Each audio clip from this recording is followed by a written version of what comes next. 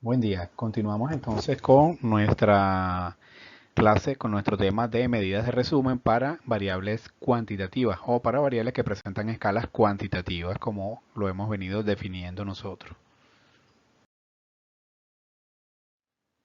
Esto simple y llanamente como repaso, habremos dicho que la estadística, bueno, nos proporciona los principios de las herramientas para emitir juicios sobre poblaciones o muestras, en este caso para resumir, para buscar un valor que represente a esa serie de datos.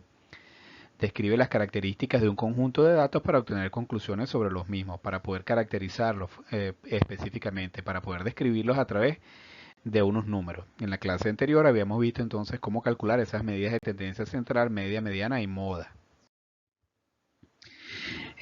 Nuevamente repasando, tenemos acá el procesamiento de los datos, va a depender de la evaluación global de los mismos. Y la escogencia de la técnica de análisis va a depender del propósito que tengamos en el estudio, de la información sobre la recogida de datos, la escala de clasificación de los mismos y el número de eventos que hemos eh, recogido. De acuerdo al propósito del estudio, si el estudio es descriptivo, entonces lo que buscamos es resumir las características del grupo, del conjunto de datos que tenemos, para presentarlo a través de una variable o de pocas variables, es decir, que sean más manejables. Variables, en este caso nosotros ya las definimos como media, mediana y moda, y que puedan ser representativas de la serie de datos o del conjunto de datos que tenemos ahí. Por el contrario, si el estudio es comparativo, lo que buscamos es investigar si existen diferencias entre los grupos estudiados, generalmente como respuesta a la presencia o ausencia de un factor, es decir, buscamos tratar de contrastar hipótesis para poder comparar si la presencia o ausencia de ese factor está asociada con la ocurrencia o no de un evento en particular, de un evento en salud. Lo que decíamos con relación al número de eventos estudiados es que si son pocos, si son menos de 20, lo podemos trabajar con lo que llamamos datos sueltos o series de datos no agrupadas. Y cuando tenemos eventos que son numerosos, más de 20 por lo general, trabajamos con lo que llamamos serie de datos agrupados, aunque eso es relativo, ¿no? O si se pudiera trabajar hasta con hasta con 30, 40 datos aproximadamente. El problema es que al final de esta clase vamos a explicar un poco cómo se trabaja con los datos sueltos y en algunas oportunidades es difícil pues trabajar con más de 20, 30 datos. ¿Okay? Sin embargo, se puede trabajar, entonces están lo que nosotros llamamos los datos agrupados y que vimos en la clase anterior específicamente para poder calcular las medidas de tendencia central y las medidas de posición. Vean acá algo que nosotros entendemos bastante bien porque tiene que ver con la nota, ¿verdad? Con las calificaciones que nosotros vamos obteniendo en en unas asignaturas. Por ejemplo, si nosotros estamos en un curso en el cual tenemos 6 asignaturas, aquí podemos ver las calificaciones que han obtenido 6 estudiantes en las diferentes asignaturas de ese curso. Como podemos ver, el estudiante número 1 tiene un promedio de calificación de 10. En este caso todos tienen la misma calificación, un promedio de calificación de 10 puntos. Pero cuando vemos al estudiante número 1 y el estudiante número 6, por ejemplo, vemos que entonces este está más concentrado, de hecho está en toda la media, mientras que este está más disperso, es decir, los datos están muy alejados. Eso es precisamente lo que nosotros buscamos con las medidas de dispersión que vamos a ver a continuación. Tratar de ver cómo se hayan distribuido los datos alrededor de un promedio o de un valor central. Por eso es que en la clase anterior calculábamos los valores de tendencia central y en este vamos a ver cuán distantes están esos valores cada uno en relación a un valor central que es el promedio.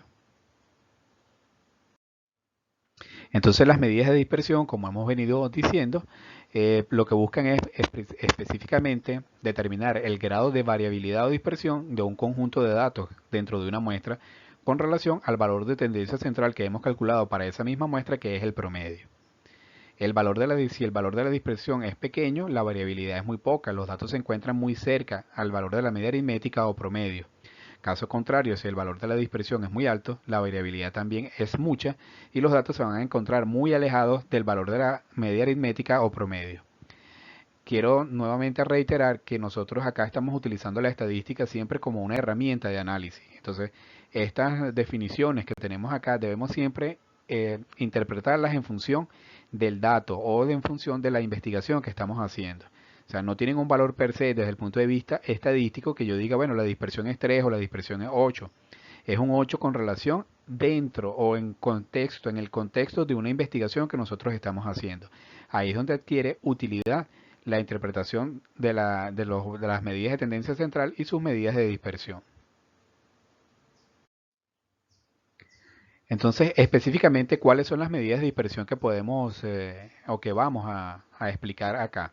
El rango o recorrido, que se puede representar por la R mayúscula, la desviación media, la desviación típica o estándar, que como ustedes saben se representa con la S, ¿verdad? En cursiva, la varianza, que se representa como la S en cursiva al cuadrado, y el coeficiente de variación de los resultados. Volvemos nuevamente a nuestra tabla de los niveles de colesterol en sangre en pacientes de un hospital X en Venezuela para el año 2002, que es la que hemos venido estudiando y con la que calculamos nuestros valores de tendencia central. Igualmente identificamos el valor mínimo, el valor máximo, restamos y obtenemos el rango y por ahí volvemos otra vez a tratar a empezar a construir nuestra distribución de frecuencia. Sin embargo, antes de comenzar a construir la tabla, vamos a hablar primero de qué es el rango, la primera medida que conseguimos, que es el rango. El rango es la diferencia que existe entre los valores extremos de una serie de datos o muestras, diferencia entre el valor máximo y el valor mínimo. Es muy poco, es facilísimo de calcular, ¿verdad? Porque es una suma, es una resta específicamente, o sea, es ubicar el valor máximo y el valor mínimo, restar y de ello vamos a obtener lo que se conoce como el rango, es decir, que es como la amplitud de datos que hay entre el valor mínimo y el valor máximo. Sin embargo, vean ustedes acá estas dos series de datos que tenemos aquí, el rango es 11 y en esta otra es el rango es 11. Y aquí tenemos 1, 2, 4, 6, 8, 12, 1, 2, 3, 4, 6, 11 y 12. Realmente el promedio es el mismo y el rango es exactamente el mismo. Entonces, desde el punto de vista de suministrar información que sea útil para la investigación, para la interpretación, realmente es muy poco la información que él suministra. Porque repito, nuevamente ustedes ven acá que en esta serie de datos es casi similar, el rango es el mismo y el promedio es el mismo, es decir, no tengo manera con esta medida poder hacer un análisis más allá de lo que se observa en esta distribución. Entonces, sin embargo, bueno, es una medida que se utiliza, es una medida que existe y es muy fácil de calcular. Continuamos entonces, ya esto lo vimos en la clase anterior, nosotros construimos nuestras clases y hacemos nuestra distribución de frecuencia y bueno, utilizamos la frecuencia absoluta acumulada y vamos obteniendo aquí, multiplicamos el punto medio por la frecuencia absoluta y obtenemos la sumatoria. Con ello calculamos, al dividir la sumatoria del punto medio por la frecuencia absoluta entre el número total de datos, vamos a obtener el promedio. Acá está. Sumatoria del punto medio por la frecuencia absoluta entre el número total de datos, obtenemos el promedio, en este caso era 197,98. Es la media aritmética o promedio, es decir, el valor central de esa serie. Ese es el número en promedio. Cada paciente tiene 197,98 miligramos de colesterol por decilitro de sangre. Sin embargo, unos estarán más alejados u otros estarán más cerca de esa medida. Eso es lo que nosotros queremos calcular a través de las medidas de dispersión. Entonces, pero sin embargo, este es el valor que representa la serie de datos. Y aquí tenemos, vamos a explicar un poco cómo se termina de construir esta tabla que tenemos acá, qué otros datos obtenemos de aquí y cómo podemos probar si estamos trabajando bien. Hasta aquí no hemos hecho nada nuevo. Hacemos nuestra distribución de clases, preparamos nuestra clase, hacemos nuestra distribución de frecuencia, es decir, cada dato lo vamos a ir distribuyendo de acuerdo a los niveles que aparecen aquí. Calculamos nuestro punto medio de la clase y aquí, este sí es una construcción nueva. ¿Qué hacemos aquí? Aquí restamos el punto medio menos el promedio. Y vean ustedes que entonces tenemos valores negativos y otros valores positivos. ¿Por qué? Porque habrán, en este caso, pacientes que tendrán un valor superior al promedio y otros que tienen valor inferior al promedio. Sin embargo, una vez que obtenemos esta diferencia, ¿verdad? Esta resta, esta diferencia, nosotros debemos multiplicar cada uno por la frecuencia absoluta. ¿Por qué? Ya lo hemos dicho, para poder considerar el peso que tiene cada una de las frecuencias, cada una de las clases, cuántas observaciones hay en cada una de las clases. En este caso hay 2, aquí hay 6, aquí hay 5, es decir, Entonces debemos multiplicar la frecuencia absoluta por la diferencia para poder hacer una consideración exacta de la diferencia que hay en el grupo. Cuando nosotros multiplicamos este que está acá por la frecuencia absoluta, tenemos esta columna. Si nosotros sumamos esta columna, el valor nos da 0. ¿Por qué? Porque como ya les dije, hay valores positivos y valores negativos. De hecho, esta sumatoria aquí pueden ver da 0. Es posible que si ustedes lo trabajan le da 0,0002, 00,01 o 0,0035, etcétera. Eso realmente es 0, ¿no? Debemos tomarlo como un 0 absoluto. Entonces, si nos da 0, esta que está acá nos da 0, significa que estamos trabajando bien. Entonces, aquí la primera consideración que debemos tener es, bueno, ¿cómo eliminamos el 0? Una de las maneras de hacerlo es elevando al cuadrado. ¿Quién elevamos al cuadrado? La diferencia, solo la diferencia. Porque si elevamos al cuadrado la diferencia por la frecuencia absoluta, estamos elevando al cuadrado tanto la diferencia como la frecuencia absoluta. Entonces lo que debemos elevar al cuadrado es única y exclusivamente la diferencia. Entonces 23,98 por 23,98, ¿verdad? Para elevar al cuadrado nos da 575,04. Así hacemos con cada uno de estos valores. 16,98 por igual da 288,32. 9,98 elevado al cuadrado nos da 99,60 y así sucesivamente para cada una de las diferencias. Una vez que hemos elevado al cuadrado, ¿verdad? Una vez que lo hemos elevado al cuadrado, lo volvemos a multiplicar por la frecuencia absoluta. ¿Por qué? Nuevamente debemos considerar el peso que tiene cada una de las observaciones en cada una de las clases. Y aquí obtenemos entonces la diferencia del punto medio menos el promedio elevado al cuadrado por la frecuencia absoluta. Eso es lo que tenemos acá. Y eso es lo que sumamos. Y entonces tenemos la sumatoria de los puntos medios menos el promedio elevados al cuadrado por las frecuencias absolutas. En este caso tenemos aquí 7828,96 es el promedio. Es la sumatoria, perdón, es la sumatoria de la diferencia entre el punto medio menos el promedio elevado al cuadrado por las frecuencias absolutas. Entonces, ¿para qué nos sirve o para qué hicimos esa tabla? Bueno, vamos a calcular ahora la primera medida, que es la varianza. Mide la desviación promedio de los valores individuales con relación a la media aritmética. Es el cociente, es decir, es la división de la suma de los cuadrados de la diferencia de cada valor y el promedio entre el número total de observaciones que tenemos en la muestra. Es decir, esa sumatoria que nosotros calculamos en la tabla anterior, al dividirla entre el número total de eventos que tenemos o el número total de datos que tenemos en esa muestra, nos da como resultado el valor de la varianza. Veamos. Aquí tenemos. Entonces fíjense ustedes que es la sumatoria del punto medio menos el promedio elevados al cuadrado por la frecuencia absoluta. Es decir, ese era el valor que teníamos en la tabla que presentamos anteriormente o que acabamos de construir entre n, que es 40, ¿verdad? Entonces es 7828,96 entre 40 nos da 195,72. ¿Esto qué es? Es la desviación promedio, es decir, la diferencia que hay entre los valores elevados, pero este está elevado al cuadrado. Es decir, si nosotros aquí pusiéramos o utilizáramos las variables, la identificación del dato, entonces esto sería los miligramos de colesterol al cuadrado en sangre entre los decilitros al cuadrado de sangre. Es decir, eso es un valor que no existen porque no pueden estar elevados al cuadrado. Por ello entonces es que debemos calcular la raíz cuadrada. Entonces la raíz cuadrada de ese valor nos da otra medida. La desviación típica o estándar indica la variabilidad de los datos con relación a su promedio o media aritmética, como hemos venido diciendo. Cuán alejados están o cuán cerca están de la media aritmética.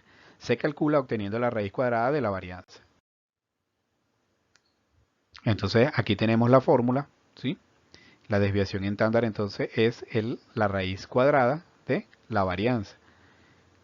En este caso tenemos acá el valor y nos da como resultado 13,99. Una vez que ejecutamos esto nos da 13,99.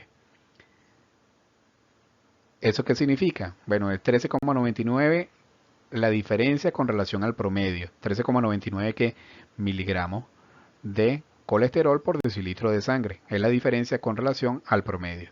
Y ya vamos a ver cuál es su utilidad y cómo lo utilizamos.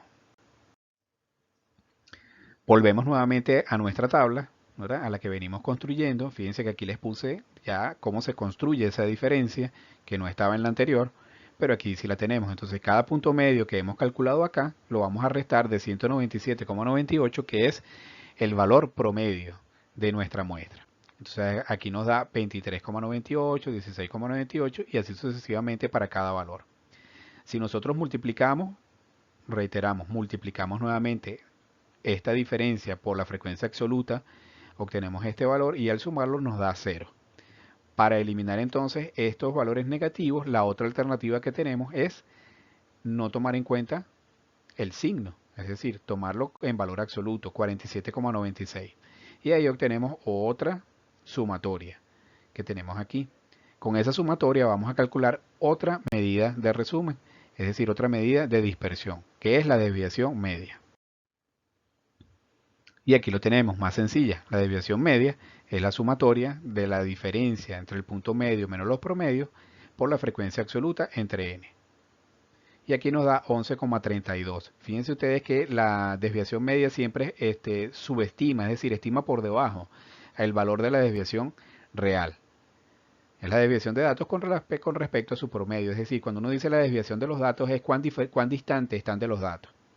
¿Sí? ¿Cuál es la distancia promedio que hay? La distancia promedio, eso es muy importante también, porque al final sigue siendo un promedio de las diferencias que hay en relación a cada uno de los valores que tenemos en esa muestra.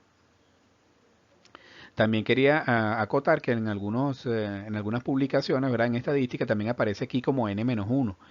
Eso tiene una significación desde el punto de vista estadístico, pero no es que afecte mucho el cálculo de los datos. Es por si lo llegan a revisar, si aparece así en algún material que ustedes revisen de estadística, puede aparecer entonces como n-1. Eso tiene una explicación estadística, pero reitero, no lo vamos a trabajar nosotros a este nivel.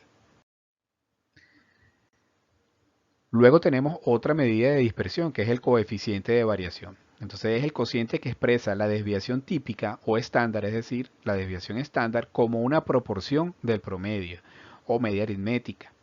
Es útil para hacer comparaciones en las cuales la desviación estándar se ve afectada por las unidades de la muestra. Entonces fíjense que es una proporción que puede ser, si se multiplica por 100, como ya hemos indicado en clases anteriores, si lo multiplicamos por 100 obtenemos entonces un porcentaje. Entonces el coeficiente de variación termina siendo el porcentaje, ¿verdad? O la proporción del promedio en relación a la media aritmética. Y aquí lo tenemos. La desviación estándar, ¿cómo se divide entonces entre el promedio? Es una proporción, ¿verdad? Del promedio y lo multiplicamos por 100 y obtenemos entonces nuestro coeficiente de variación. En este caso, para la serie de datos que nosotros tenemos, el coeficiente de variación es de 7,07. Podemos indicar con esto que es una variación muy baja, es decir, los datos se pueden encontrar o se encuentran por lo general muy cerca de la media o promedio. O sea, no hay muchas diferencias, las diferencias no son muy grandes. Y lo vamos a ver nuevamente cuando expliquemos un poco más adelante cómo se presentan las curvas.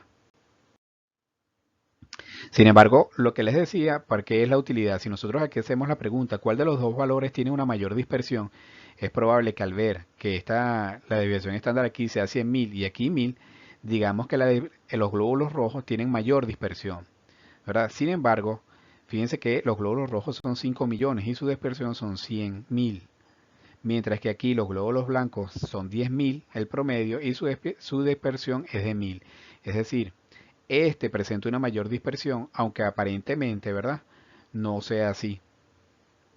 De hecho, vean ustedes, cuando nosotros hacemos acá, le damos clic, aparece el coeficiente de variación para la muestra de los glóbulos rojos es de 2%, mientras que el coeficiente de variación para la muestra de los glóbulos blancos es del 10%, es decir, este es más disperso que esto que está acá. Esa es la utilidad, ¿verdad? Me permite hacer comparaciones. De hecho, se categoriza un poco en algunas publicaciones, se dice que menos del 25% del coeficiente de variación significa que la dispersión de datos se puede considerar como baja.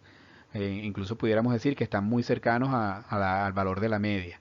Si es entre 25 y 50 se puede decir que es medio, ¿verdad? Están un poco dispersos, están un poco alejados. Y si es más del 50% se dice que ya es muy alta la dispersión. Entonces, su utilidad también dependerá, su cálculo, ¿verdad? Dependerá de los objetivos que nosotros tengamos en nuestra investigación. Algunos de los programas, si ustedes pueden manejar algún programa o algún software de cálculo estadístico, es posible que si ustedes se lo soliciten le dé todas las medidas. Sin embargo, no es necesario utilizar todas las medidas de dispersión. Solo son útiles en la medida en los objetivos o digamos que se utilizan de acuerdo a los objetivos que yo tengo en mi trabajo de investigación. Fíjense ustedes ahora, para concluir, vamos a trabajar con unos datos que llamamos datos no agrupados. Lo que les decía, cuando los datos son pocos, nosotros podemos hacer aquí lo que llamamos datos no agrupados. Bueno, en este caso tenemos los datos de pacientes hospitalizados, los días de hospitalización de pacientes según presenten gastroenteritis o bronquitis. Son 10 pacientes.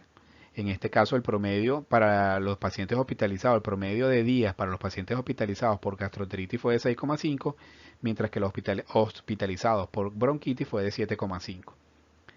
Fíjense que si nosotros vamos a calcular aquí la moda y la mediana, el cálculo de la mediana en este caso hay que ordenar los datos de menor a mayor. Calcular, tenemos 10, entonces es el promedio entre el dato 5 y el 6, que en este caso es 5 y 7, ¿verdad? 2 entre 2, 6, la moda en la mediana en este caso sería 6, mientras que en este caso el dato 5 y el 6 es 1, 2, 3, 4, 5, el 7 y el 11. Aquí la mediana sería 9, ¿verdad? 7 y 11, 18 entre 2, 9. Y la moda sería el dato que más se repite. Fíjense que aquí en este caso hay incluso dos modas porque el dato que más se repite es el 1 y el 13. Mientras que aquí tenemos el 1, el 12 y el 13. Entonces realmente pudiéramos incluso concluir que no hay moda. Seguimos entonces para nuestro, aquí como hicimos, bueno, se suman todos los datos, da 65, se divide entre n y nos da 6,5, ese es el promedio. Y aquí dio 75, lo dividimos entre 10, da 7,5. Entonces esos son los promedios. ¿Para qué nos sirve? Para calcular esto que tenemos acá. Ahora podemos calcular, no necesariamente pues deberíamos hacer la tabla, pero dada su comodidad, pues bueno, lo hacemos más fácil a través de aquí una diferencia cuando calculamos la tabla es que no multiplicamos nada porque no hay frecuencia absoluta, ¿verdad? Porque cada dato se representa a sí mismo. Entonces no tenemos que multiplicar nada, simplemente calculamos el punto que es cada, aquí no hay punto medio tampoco, sino este es cada observación. Entonces es 1 menos el promedio, si lo sumamos todo aquí nos da 0, es la única variación con relación a los datos agrupados. Entonces aquí podemos tomar el valor absoluto, ¿sí? O podemos elevar al cuadrado para obtener los cuadrados de las diferencias. Aquí tenemos los datos para la bronquitis de manera similar. Si sumamos acá nos da 0. Entonces tomamos valor absoluto o elevamos al cuadrado para eliminar el valor negativo de las diferencias. ¿Eso para qué nos sirve? Bueno, con el valor absoluto calculamos la desviación media para datos no agrupados. En este caso da 4,1 y 4,7. Con el cuadrado de las diferencias, ¿verdad? La sumatoria del cuadrado de las diferencias, calculamos entonces la desviación estándar para los hospitalizados por gastroenteritis, en este caso es la varianza, perdón, y los hospitalizados por bronquitis, nos da 20,65 y 24,85 respectivamente. Calculamos ahora la desviación estándar, que es la raíz cuadrada de esos valores. Nos da 4,54 y 4,99 respectivamente. Calculamos su coeficiente de variación y fíjense que en ambos casos dio muy alto. Recuerden, es la desviación estándar entre el promedio. Desviación estándar entre promedio. Y aquí lo tenemos, da 69,85 y 66,53. Y presentamos entonces una tabla resumen. El número de datos es 10, la sumatoria es 65, su promedio es 6,5 y 7,5. Entonces los pacientes que acudieron a ese hospital por gastroenteritis pasaron en promedio 6,5 días hospitalizados, mientras que los de bronquitis pasaron 7,5 días hospitalizados. Fíjense que el rango es el mismo, fue 12, la desviación media fue 4,1 y aquí 4,54. Y mientras que aquí la desviación estándar fue 4,99 y la varianza es el coeficiente de variación es muy alto. Si estuviéramos entonces, si tuviéramos que dar tomar alguna decisión con relación a estos servicios, ¿verdad? Deberíamos intervenir ambos servicios porque su coeficiente de variación es muy alto. Entonces tendremos que hacer una investigación más profunda para entender por qué hay tanta variación o tanta variabilidad en los datos, porque hay, por ejemplo, pacientes que nada más vienen 1 o 2 días a hospitalización, mientras que hay pacientes que incluso alcanzan hasta 13 días de hospitalización, en este ejemplo. Otras medidas que se desprenden pues, de estos datos que hemos calculado son la forma en que se distribuyen los datos, ¿verdad? Esta desviación, fíjense ustedes que si la desviación es muy alta, nos va a dar esto que llamamos aquí una curva platicúrtica. Fíjense que entonces los datos están, podemos ver cómo hay datos que, si este es el promedio, hay datos que están por debajo del promedio y otros que están por encima del promedio, son mayores al promedio. Por eso cuando nosotros restamos, la diferencia de este lado son negativas y las diferencias de este lado son positivas. Entonces, de acuerdo a cómo se distribuyen esos datos, nos va a dar entonces lo que se conoce como curvas lecticúrticas, mesocúrticas o platicúrticas. Esto también incluso se calculan índices que no vamos nosotros a ver acá, pero también se calculan. Y también van a tener utilidad en función de lo que nosotros hagamos en nuestra investigación. Fíjense aquí tenemos entonces diferentes formas que lo vamos a ver ahora cuando veamos la distribución normal, diferentes familias de curvas de distribución. Bien, para concluir, les reitero que nosotros vamos a tener sobre este tema, sobre los temas 4, 5 y 6 específicamente, vamos a tener prácticas. Una práctica para poder hacer, para que entonces vayan haciendo o anotando todas las preguntas que tengan, todas las dudas que hayan surgido, para que las podamos entonces resolver en esa sesión de prácticas que vamos a tener específicamente de los temas 4, 5 y 6. Buen día.